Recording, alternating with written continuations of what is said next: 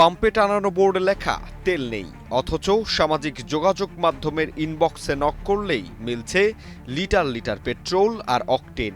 তবে দামটা পাম্পের চেয়ে কয়েক গুণ বেশি। দেশজুড়ে জ্বালানি তেলের কৃত্রিম সংকট তৈরি করে অনলাইনে সক্রিয় এক শক্তিশালী অদৃশ্য সিন্ডিকেট।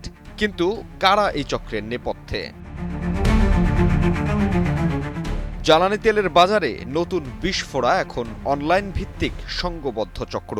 আমাদের অনুসন্ধানে উঠে এসেছে এমন কিছু চাঞ্চল্যকর স্ক্রিনশট, যেখানে দেখা যাচ্ছে পরিস্থিতির সুযোগ নিয়ে লিটার প্রতি তেল বিক্রি হচ্ছে ৩০০ থেকে ৪০০ টাকায়। অতিরিক্ত মুনাফার লোভে এরা সাধারণ মানুষের দুর্ভোগকে পুঁজি করে গড়ে তুলেছে এক বিশাল কালোবাজার।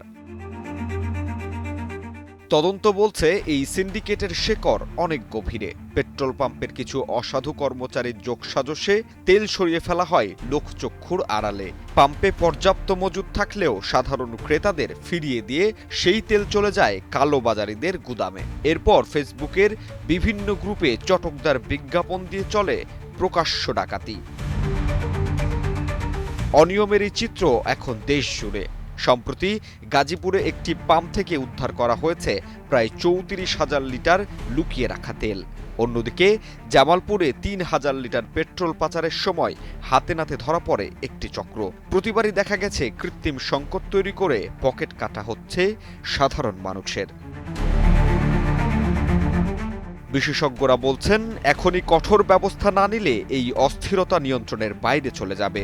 জ্বালানি খাতের এই ডিজিটাল ডাকাতি বন্ধে শুধু অভিযানই নয়, প্রয়োজন কঠোর আইনি নজরদারি।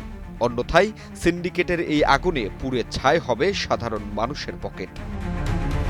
জাহিদ হাসান সাব্বির, বাংলা নিউজ 24, ঢাকা।